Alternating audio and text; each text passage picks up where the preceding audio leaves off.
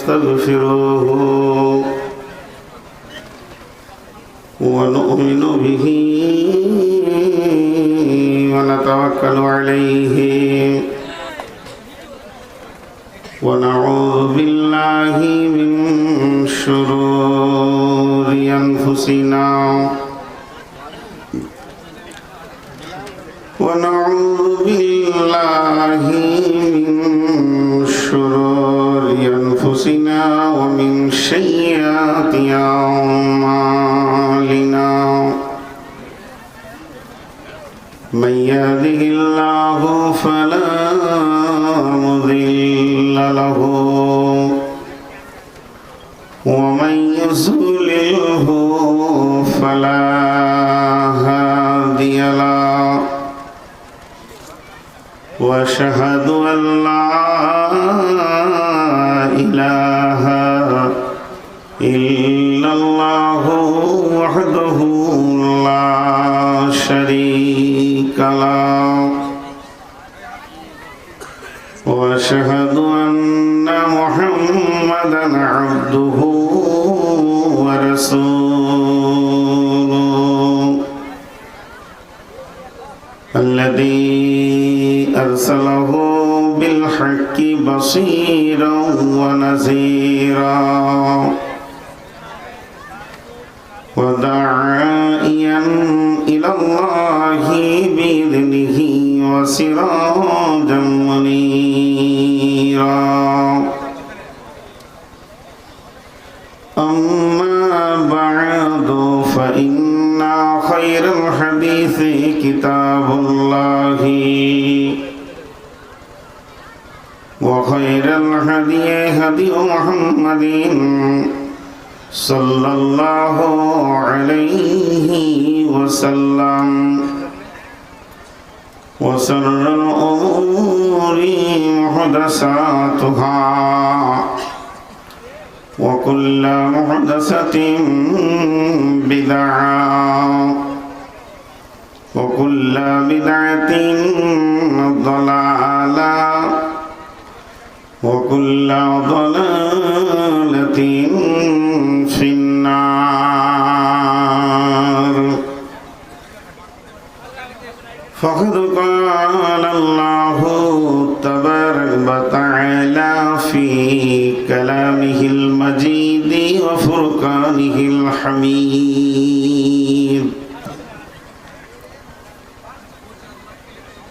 أعوذ بالله من الشيطان الرجيم إنما يأمر مساجد الله من آمن بالله واليوم الآخر وأقام الصلاة وآتى الزكاة والموفون بعهدهم إذا عهدوا وأقام الصلاة وآتى الزكاة ولم يخشى إلا الله فعسى أولئك أن يكونوا من المهتدين بسم الله الرحمن الرحيم والذين اتخذوا مسجدا ضرارا وكفرا تفريقا بين المؤمنين وإرصادا لمن حارب الله ورسوله ولا يحلفن إن أردنا إلا الحسنى والله يشهد إنهم لكاذبون بسم الله الرحمن الرحيم وأن المساجد لله فلا تدعوا مع الله أحدا بسم الله الرحمن الرحيم وعن أبي هريرة رضي الله تعالى عنه قال قال رسول الله صلى الله عليه وسلم إذا اتخذ الفي ذبالا والأمانة مغنما والزكاة مغرما تعلم لغير دين آتى الرجل امرته أكا أمه أدنى صديقه أكسى أباه جاهرت الأصوات في المساجد.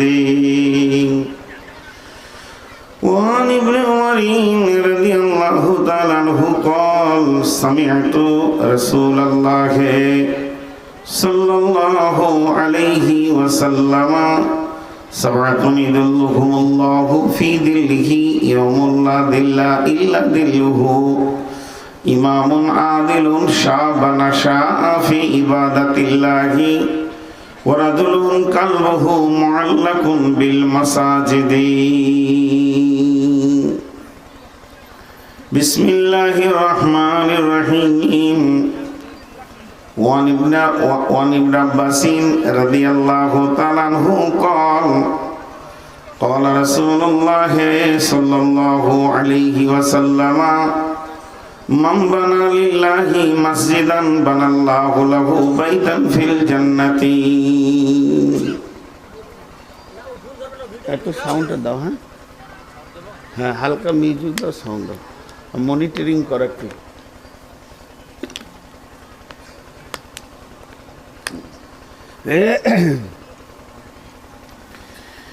ইসলামেরি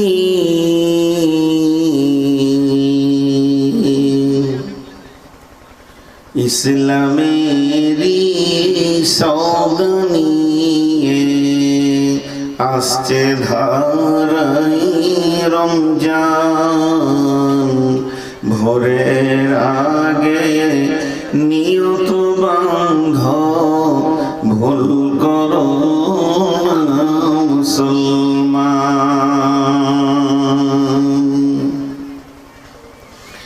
ইসলামের সৌদানিয়ে আসছে ধারাই রমজান, ভোরের আগে নিয়ত বান্ধ ভুল করো না মুসলমান।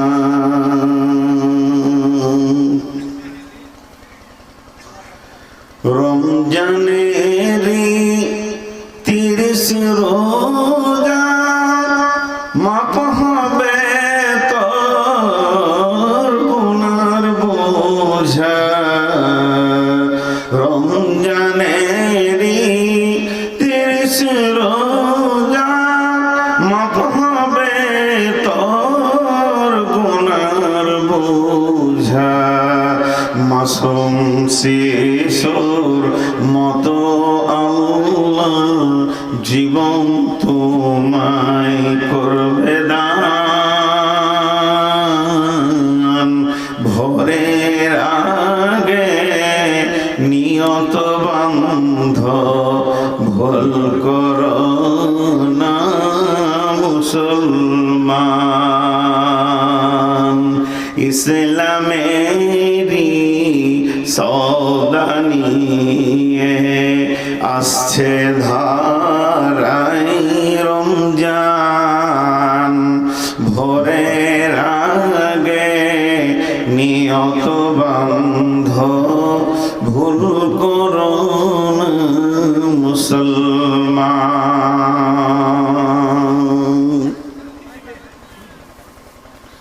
এই মাসেতে একটি রাতে শবে কদর নামটি যার, এই মাসেতে একটি রাত্রি শবে কদর নামটি যার। হাজার মাসের সেরা সেরাত ঘোচায় পাপীর দুঃখ ভার। এই রাতেরই উপাসনা আল্লাহর প্রিয় নজরানা, এই রাতেতেই নাযিল হলো নবীর উপর পাক কুরআন ভোরের আগে নিয়ত বান্ধ ভুল করো না মুসলমান।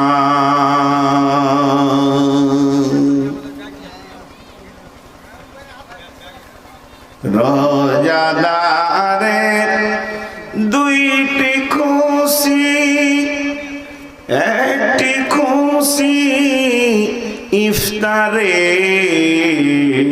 অপরটি হাই আল্লাহর দিদার রোজ হাসুরের প্রান্তরে।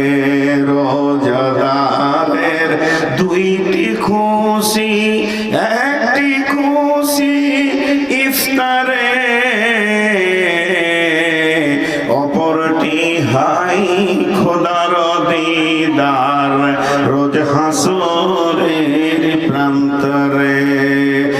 এত সুন্দর মধুর ডাকে যে জন সদা লুকিয়ে থাকে, রোজ হাসরে কাঁদবে সেদিন পাবে না কো আল্লাহর দান। ভোরের আগে নিয়ত বান্ধ ভুল করো না মুসলমান। ইসলামেরই সাওগানি আসছে ধারাই রমজান। ভোরের আগে নিয়ত বান্ধ ভুল করো না মুসলমান।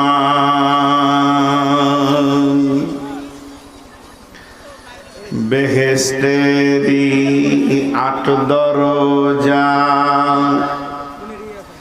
বেহেশতেরি 8 দরজা, রায়্যান নামে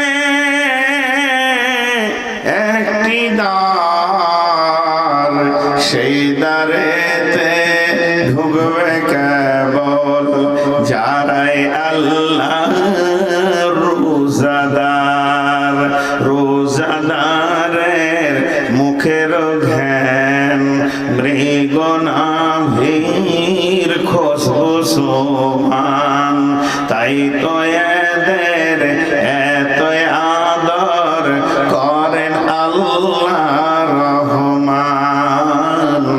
ভোরের আগে নিয়ত বান্ধ ভুল করো না মুসলমান। ইসলামের এই সাওদানি আসছে ধারায় রমজান। ভোরের আগে নিয়ত বান্ধ ভুল করো না মুসলমান।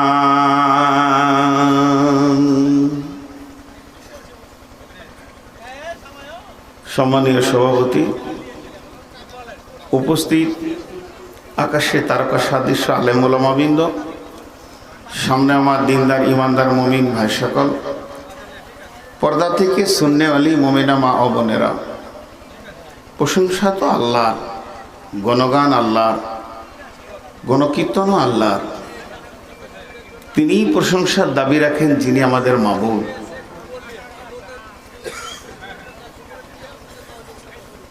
আপনি মাইকে বলবেন কেন? এমনি বললেই তো হয়। পেলে যেন যে মহান মুনিব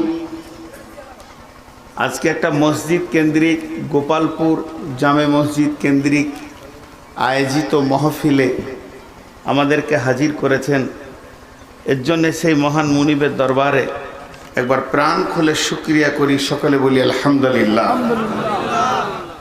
দরুদ ও সালাম বর্ষিত হোক আখিরি পয়গম্বর নবিকুল শিরোমণি ইমামুল আম্বিয়া নবী আহম্মদ নবী মুহাম্মদুর রাসূলুল্লাহ সাল্লাল্লাহু আলাইহি সাল্লামের উপর। আল্লাহুম্মা আমিন। আল্লাহুম্মা সাল্লি আলাইহি আল্লাহুম্মা বারিক আলাইহি। একটা নিলাম আর কি, এটা রাখতে হয়, রাস্তায় পুলিশে দেখে তো। আমি আপনাদের সামনে গ্রন্থ মুকুট আল কোরআনের 3টি আয়াত করেছি এবং হাদিসে নববী থেকে 3টি হাদিস পেশ করেছি। এগুলোকে কেন্দ্রবিন্দুর মধ্যে রেখে খুব স্বল্প সময়ে একদম হালকা টাইমে কয়েকটি কথা বলে সমাপন দিব ইনশাআল্লাহ। ওমা তৌফিক ইল্লা বিল্লাহি আলাইহি তাওয়াক্কালতু ওয়া ইলাইহি উনীব। আমার বক্তব্যের প্রারম্ভে আমি 3টি কথা আপনাদেরকে বলবো, যেটা আমার প্রতিদিনের কথা। যারা দাঁড়িয়ে আছেন এদেরকে নিয়ে আমার অনেক চিন্তা হয় যে এরা দাঁড়িয়ে থাকে কেন। একটা সমাজে আসবে তো বুঝে নেবে এই সমাজে বসতে হয়, আমিও বসে যাব, আমিও সুন্দর হয়ে যাব। ইসলাম সুন্দর, ইসলামের প্রত্যেকটি কানুন ভালো, বসার ব্যাপারেও কোরআন মুখ খুলেছে। অথচ এই হতভাগা মুসলমানদেরকে বসাতে গিয়ে আমার মনে হয় মুসলিম কোনো মজলিসে, কমিউনিটি সেন্টারে ভলেন্টিয়ারের দরকার হয় না, কারণ ও তো জানে যে আমাকে ইসলামী সভাতে গেলে বসতে হবে। এই লোকগুলো যে দায়িত্ব নিয়ে দাঁড়িয়ে আছে, বাড়িতে বলে এসছে আমি চললাম, কসম করছি দাঁড়িয়ে থাকবো, বসবো না। এই দায়িত্ব নিয়ে যে বাড়ি থেকে এসেছে, চারটিখানি ব্যাপার নয়। এত বসার সুযোগ থাকতেও এরা বসবে না।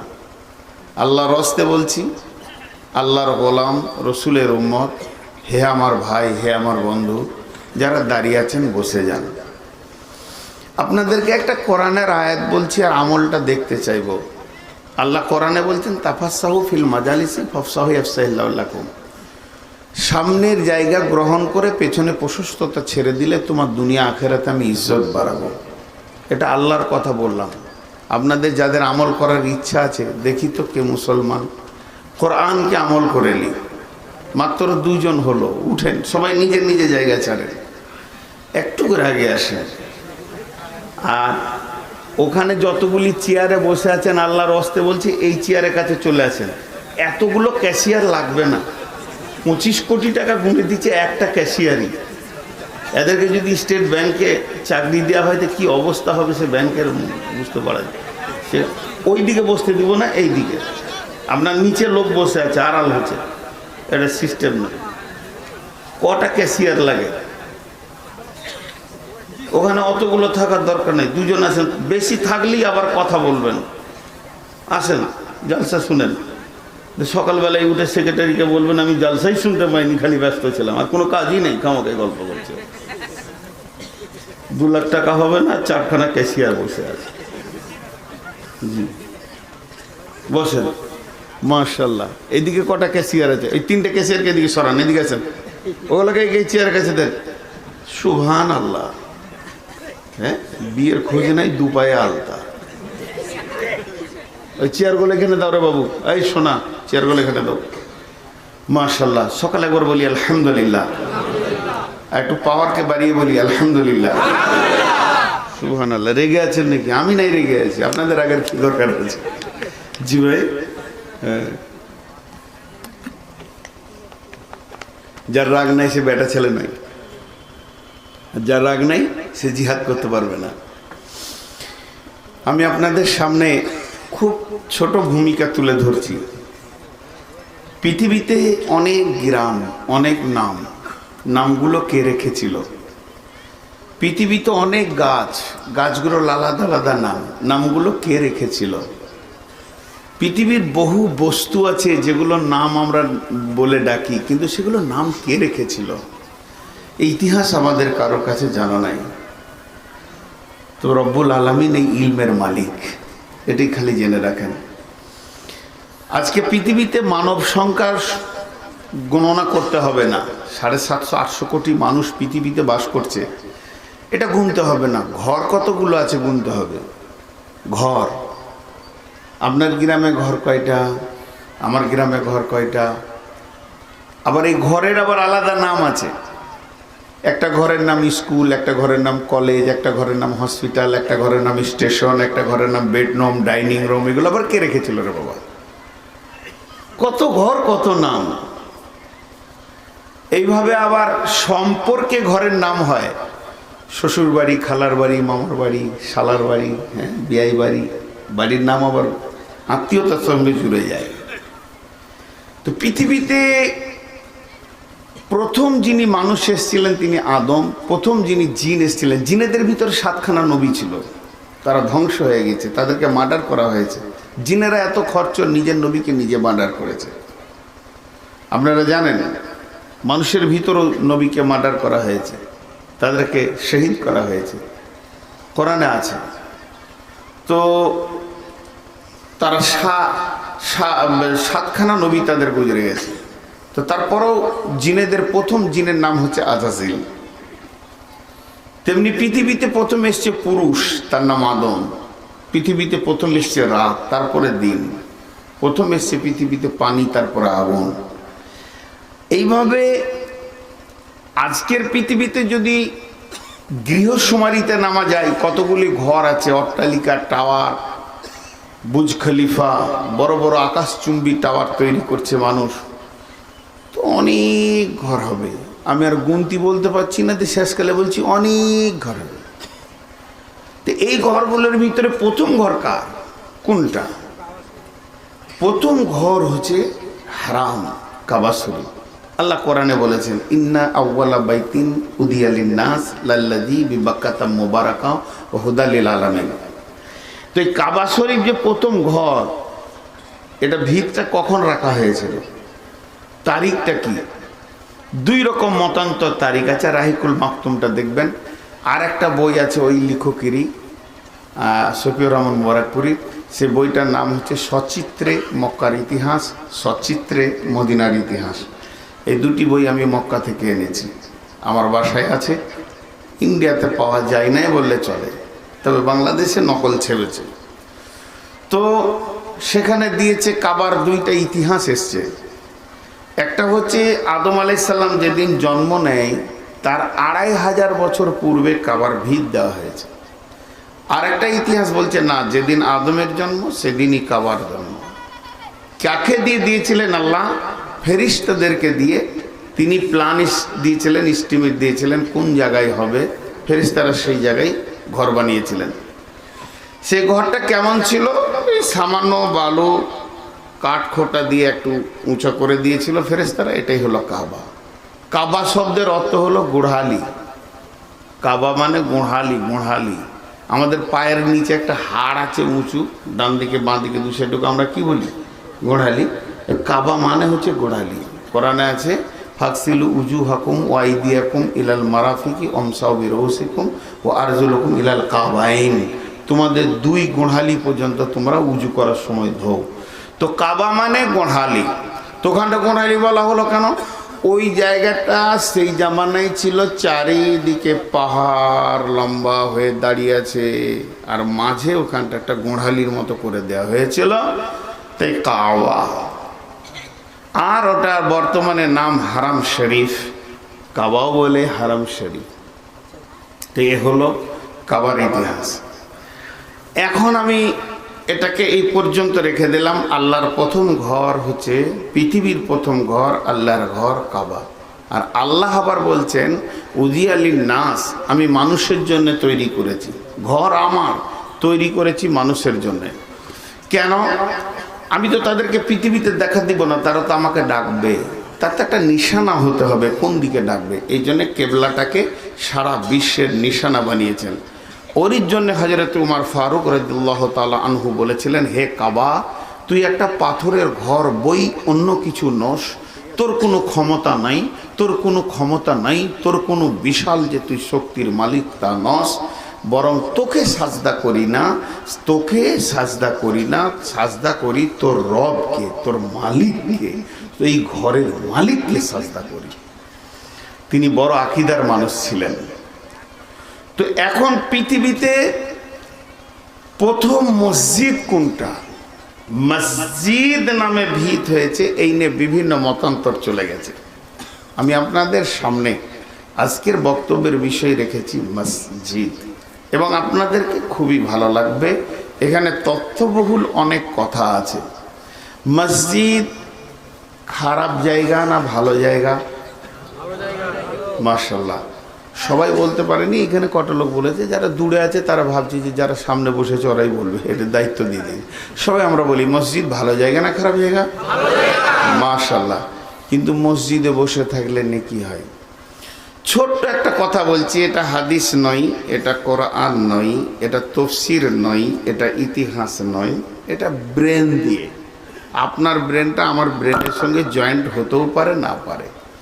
সেটা হচ্ছে, একটা লোক টোটো থেকে নামলো ব্যাগ নিয়ে, ডাক্তারের ঘরে ঢুকলো, ডাক্তারের মেহমান, মাস্টারের ঘরে ঢুকলো, মাস্টারের মেহমান, খালার ঘরে ঢুকলো, খালার মেহমান, হাজি সাহেবের ঘরে ঢুকলে হাজি সাহেবের মেহমান, আর যদি আপনার কিনা মৌলানা সাহেবের বাসাতে ঢুকে তো মৌলানার মেহমান, আর যদি সে মসজিদে ঢুকে আল্লাহর ঘরে কার মেহমান? তাহলে মসজিদে যারা ঢুকে তারা কার মেহমান হয়? মেহমানের দাম বেশি না মেজমানের দাম বেশি? এই ক্ষেত্রে মেজমানেরই দাম বেশি, কিন্তু মেজমানের দায়িত্ব পড়ে যাবে মেহমানের সম্মান করা। আচ্ছা, আপনার আমার বাড়িতে যদি মেহমান আসে, বাড়ির গৃহ কাজে আমরা ব্যস্ত, গরু ছাগলকে খেতে দিচ্ছি, হাট বাজার করছি, চলছি ফিরছি, মেহমান বাড়িতে আসলে কে কে দুঃখিত হন? হাত তোলেন তো। কষ্ট পান কে কে? সেই হাদিসের মধ্যে আছে, কারো যদি আল্লাহ এবং আখিরাতের প্রতি ঈমান থাকে সে যেন মেহমানের ইজ্জত করে। আজ আমি আপনাদের মেহমান, আমি যতই ধৃষ্টতা করি আপনারা আমার ইজ্জত করবেন, এটাই তো নিয়ম। তো মেহমানের ইজ্জত করে, তো সহি হাদিসের মধ্যে আছে, তাহলে আল্লাহ তো নিজে করবেন। এবার বলি, আল্লাহর একটা দৃষ্টি, আল্লাহর প্রতিটি দৃষ্টি রহমতের দৃষ্টি। আল্লাহর দৃষ্টিটা আপনার আমার মতো চামড়ার চোখের দৃষ্টি নয়। আল্লাহর দৃষ্টি যার দিকে পড়বে আল্লাহ তাকে মাফ করে দেন, আল্লাহ তার উপরে রহমত বর্ষণ করেন। আল্লাহর দৃষ্টিটা রহমতের দৃষ্টি। এখন যদি কেউ আপনার ঘরে মেহমান আছে, আপনি ঘুরবেন ফিরবেন না, তার দিকে তাকাবেন, আমার মেহমান, আমার মেহমান, আমার মেহমান। তেমনি আল্লাহর ঘরে যে থাকবে তো প্রতিটি নজর আল্লাহর তার উপরে পড়বে, তো প্রতিটি রহমতের দৃষ্টি পড়বে। আপনার কোনো কাজ নেই, আপনি ইবাদত করেননি, আপনি উজুও করেননি, খালি পাক আছেন, মসজিদে যে চুপ করে বসে আছেন। আর যতক্ষণ বসে আছেন যদি আপনি ইবাদত করেন, তেলাওয়াত করেন, জিকির করেন, নামাজ পড়েন, সুবহানাল্লাহ বলেন, আলহামদুলিল্লাহ বলেন, তাহলে তো বোনাসই বোনাস চলবে। কিন্তু শুধু চুপ করে যদি ওই ঘরটাতে বসে থাকা যায় তো আল্লাহর খালি বারবার দৃষ্টি পড়বে, আমার ঘরে আমার কুটুম এসছে, আমার ঘরে আমার কুটুম এসছে। আর যতবার আল্লাহ নজর পড়বে তত গুনাহ মাফ হবে। গুনাহ মাফ হওয়ার জন্য পঞ্চায়েতে যাওয়ার দরকার নেই, খালি মসজিদে চুপ বসে থাকলেই হবে। ঘরটার দাম কত? ঘরটার দাম কত? জি, এই ঘরটার দাম আরেকবার শেষ দিকে বলবো। এখন আমি আপনাদের সামনে যে বিষয়টা তুলে ধরছি, মসজিদ যত ভালো তত খারাপ। খারাপ কেন? খারাপ কেন? আছে খারাপ, কঠিন খারাপের কথা বলা হয়েছে। বিসমিল্লাহির রহমানির রহিম। লা তাকুম ফীহি আবাদা লা উসসিসা আলা তাকওয়া মিন আউয়ালি ইয়াউমিন। এবার ঝামেলা লেগে যাবে আপনাদের সঙ্গে আমার, কিন্তু খানিকক্ষণ ধৈর্য ধরতে হবে। লা উসসিসা লা তাকুম ফীহি আবাদা লা উসসিসা আলা তাকওয়া মিন আউয়ালি ইয়াউমিন। পৃথিবীর দামি মানুষ নবী মুহাম্মদুর রাসূলুল্লাহ সাল্লাল্লাহু আলাইহি ওয়াসাল্লাম তিনি মসজিদে যাওয়ার জন্য রেডি হয়ে গেছেন। মসজিদে যাবেন, মসজিদে গিয়ে সালাত আদায় করবেন, অন্য কোনো উদ্দেশ্য নয়। এমন সময় জিবরাইল আমিন এসে নবীজির সামনে দাঁড়িয়ে গিয়ে বলছেন, লা তাকুম ফীহি আবাদা। নবী হে, খবরদার আপনি মসজিদে পা দেবেন না, কোনদিন ওই মসজিদে গিয়ে পা দেবেন না। মসজিদটা এত নোংরা জায়গা হয়ে গেছে, ওই মসজিদটা এত খারাপ, আপনার মতো নবী ওই মসজিদে পা দেবে, এটা আমার আল্লাহ মেনে নিতে পারছেন না। এর জন্য আল্লাহ আমাকে বললেন, জিবরাইল রে তুমি যাও আমার নবীকে গিয়ে আটকে দাও, সে যেন মসজিদে পা না দেয়। কোরআন শরীফ মশা কি এইখানে আছে নাকি? তো এই কথাটা শুনে তো বেনামাজিরা খুশি হয়ে গেল, বলছে ওই লেগেই তো আমরা যাই না। ঠিকই বলছে মৌলবি সাহেব। হ্যাঁ দেখ তো, যত মৌলবি আছে খালি বলে মসজিদ চ নামাজ পড়। এতদিনে একটা বক্তা পেয়েছি, আমারও দিন বেড়ে গেল, একটা আবার নতুন ডেট পাবো। জি ভাই, মসজিদ থেকে আটকিয়ে দেওয়া হয়েছে। এরকম অনেক হাদিস আছে যেগুলো শুনলে আপনাকেও আশ্চর্য লাগবে, কোরআনও আছে। তো আল্লাহ তাবারাক ওয়া তাআলা তার নবীকে মসজিদ থেকে আটকিয়ে দিলেন, আর এটাই বললেন জিবরাইল তুমি ওকে আটকাও, সে যেন মসজিদে গিয়ে পা না দেয়।